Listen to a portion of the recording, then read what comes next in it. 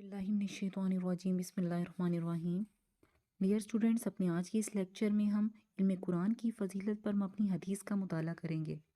तो आइए चलते हैं अपने आज के लेक्चर की तरफ।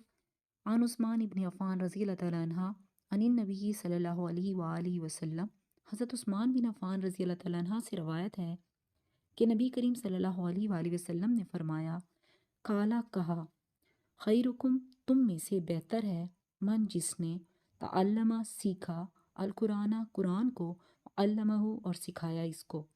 रवाहुल बुखारी, इसे बुखारी ने रवायत किया।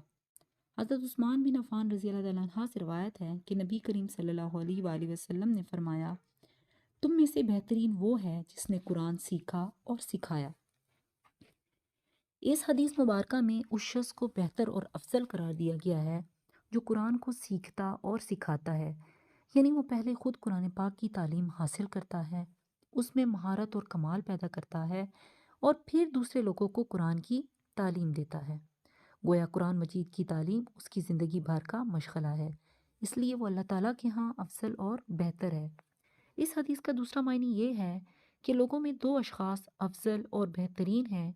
एक तो वो जो कुरान पाक की तालीम हासिल करता है और इसके अलूम सीखता है, यानी कुरान पाक का तालिब।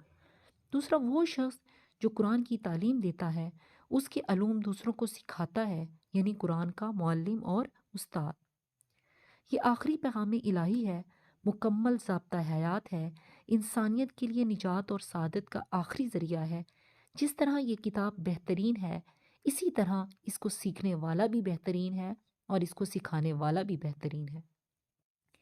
नबी करीम सल्लल्लाहु अलैहि वसल्लम ने कुरान मजीद की तिलावत और तालीम को बेहतरीन इबादत और कुर्ब इलाही का वसीला बताया है। हज़रत उमर रज़ी अल्लाह तआला अन्हा से रवायत है कि नबी करीम सल्लल्लाहु अलैहि वसल्लम ने इरशाद फरमाया, अल्लाह ताला इस कुरान शरीफ की वजह से बहुत से लोगों के मर्तबे को बुलंद फरमाते हैं और बहुत सौ के मर्तबे को घटाते हैं। यानी इसका मतलब ये है कि जो लोग कुरान की तालीमात पर अमल करते हैं, अल्लाह ताला उनको उरूज और बुलंदी अता करता है, और जो लोग इसकी तालीमात से रूगर्दानी करते हैं तो तबाही और बर्बादी उनका मुकद्दर बन जाती है। रसूल सल्लल्लाहु अलैहि वसल्लम ने फरमाया, जिसने कुरान पढ़ा और इसके हुक्मों पर अमल किया तो इसके माँ बाप को क़यामत के दिन ऐसा ताज पहनाया जाएगा जिसकी रोशनी आफताब की रोशनी से भी ज़्यादा होगी, अगर वो आफताब तुम्हारे घरों में मौजूद हो।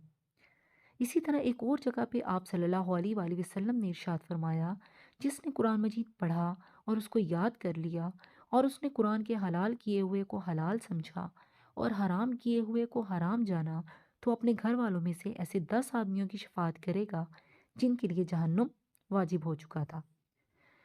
आइए अब हम कुरान पाक के हमारे ऊपर हकूक़ की बात कर लेते हैं। तो हम देखते हैं कि कुरान पाक के हमारे ऊपर 5 हकूक़ हैं। नंबर 1, इस पर ईमान लाना। नंबर 2, इसे पढ़ना। नंबर 3, इसे समझना। नंबर 4, इस पर अमल करना। और नंबर 5, कुरान पाक की दावत को आम करना। अब हम कुरान की रोशनी में जो कुरान सीखने की फ़जीलत है वो देख लेते हैं। कुरान मजीद में इरशाद है, हमने तुम्हारी तरफ ये किताब नाजिल फरमाई है जिसमें तुम्हारे हिस्से की नसीहत है, क्या तुम अकल से काम नहीं लेते?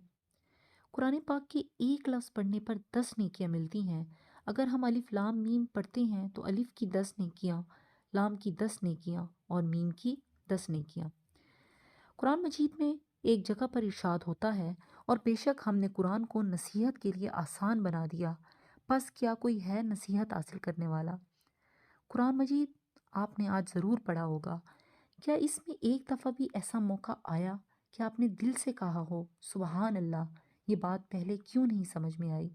दुआ है आपको ऐसे मौके अक्सर मिला करें।